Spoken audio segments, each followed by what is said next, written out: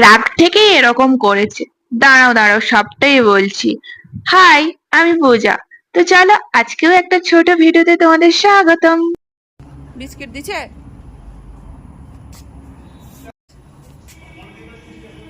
একদম দরজার সামনে বসে আছে, আমাকে ঘরেই যেতে দেন।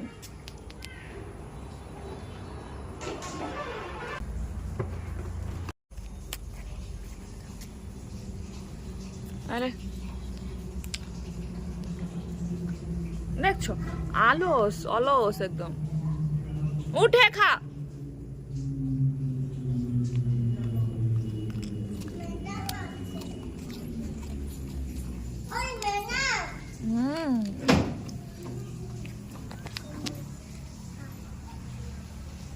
দাঁড়িয়ে আছে দেখছো তো।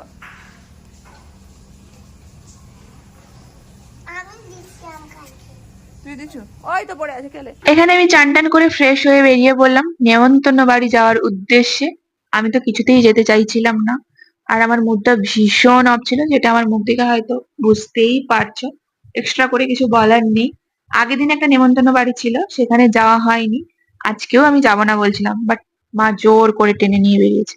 আর নেমন্তন্ন বাড়ি গেলে এই জিনিসটা থেকে আমি খুব ভয়েই থাকি। কি বলতো, আমি যত দূরেই জুতো রাখি না কেন, যত ফাঁকা জায়গাতে জুতো রাখি না কেন, ঠিক জুতোর ওপর কেউ না কেউ জুতো তুলবে, পা তুলবে, কাদা পায়ে এনে। আর আমার এটা খুব বিরক্ত লাগে। বৃষ্টি দেখো থেমে গেছে। আমরা ছিলাম মাঝ রাস্তায়, জোর বৃষ্টি চলে এসেছে। যেহেতু আমার বাড়ি থেকে নেমন্তন্ন বাড়ির ডিস্টেন্স বেশিটা ছিল না, তার জন্যই আর ছাতাকে সঙ্গে নিয়ে যায়নি। আর ছাতা এই সুযোগটাই নিয়েছে। ছাতা বলছে আমাকে ওরা সঙ্গে করে নিয়ে যায়নি, নে বৃষ্টি তুই চলে আয়, ওরা কেন আমাকে সঙ্গে করে নিয়ে যাবে না। এই রাগ থেকেই মনে হয় বৃষ্টিকে পাঠিয়ে দিয়েছে। আর আমি জানি এই ফ্রুটটা তোমাদের কম বেশি প্রায় সবার খাওয়া হয়ে গেছে, বাট আমার এটা ফার্স্ট টাইম। তারপর একটু ঘুমিয়ে গেছিলাম, কারণ আজকে কোনো তেমন কাজ ছিল না, তাই ঘুম ঘুম পাচ্ছিল, ঘুমিয়ে গেছিলাম। ঘুম থেকে উঠে হঠাৎ করে কি এমন স্বপ্ন দেখেছি জানি না, ভীষণ গলা শুকনো লাগছিল।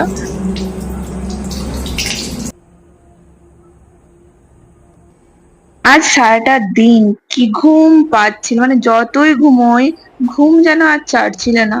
তো ঘুম তো আর ধরে রাখলে হবে না, বা ঘুমকে আমি ধরে রাখলে হবে না। আর এদিকে তো সারাটা দিন কারেন্ট যাচ্ছে আসছে, আবার তার একটু পরেই চলে এসেছিল। তো টুকিটাকি কাজ ছিল, সেগুলো কমপ্লিট করে জামা কাপড় গুছিয়ে মুড়ি খেতে বসছিলাম। মুড়িটা আমার সব থেকে অপছন্দের, বাট আজকে কোনো অপশন ছিল না, আমার কাছে টাইম ছিল না কিছু তৈরি করার জন্য। ম্যাগি ছিল, বাট আমি ম্যাগি পছন্দ করি না, ইপ্পিটা হলে ঠিক আছে। এই যে আমাদের সাহেব মানুষ আজকে একটু লেট করে টিফিন করছে, তখন কটা বাজে জানো? 9টা। আবার 12টার সময় ভাত খাবে, বাবা যা।